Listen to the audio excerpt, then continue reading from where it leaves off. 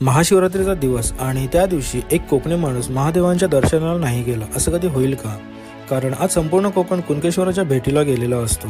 यावर्षी जरी आपण कुणकेश्वरला नाही जाऊ शकलो तरी महादेवांना भेटण्यापासून आपल्याला कोणीही अडवू नाही शकत। म्हणून आज आम्ही ठरवलं सकाळी लवकर उठून विरारमध्ये असलेल्या एका महादेवांच्या मंदिराला भेट द्यायची। कारण आजच्या दिवशी देवळामध्ये एवढी गर्दी असते आणि ती गर्दी दिवसभर वाढतच जाते। तर चला आपण प्रवास सुरू करूया। आता आपल्याला ईस्ट वरून वेस्टला जायचं आहे, कारण हे महादेवांचं मंदिर हे वेस्टमध्ये स्थित आहे। मंदिराच्या बाहेर पोहोचल्या तुम्हाला महादेवांच्या मंत्राची घोषणा ऐकायला येईल।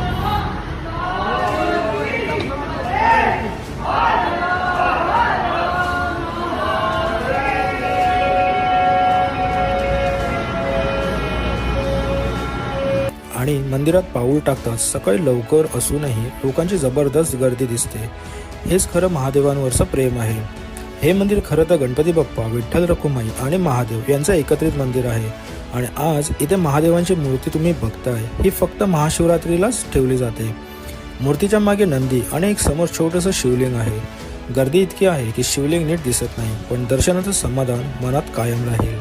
महाशिवरात्रीच्या निमित्ताने मी इथे मंदिरामध्ये एवढ्या सकाळीच लोकांची जी गर्दी आहे, महादेवांची जी मूर्ती स्थापित केली आहे यांची काही सिनेमॅटिक स्टाईलमध्ये व्हिडिओज घेतले आहेत। जर तुम्हाला ही व्हिडिओ आवडली तर कॉमेंट आणि लाईक नक्की करा, जेणेकरून मी तुमच्यासाठी अशा प्रकारचे व्हिडिओज अजून घेऊन येत राहील। बघा पुढे ही व्हिडिओ।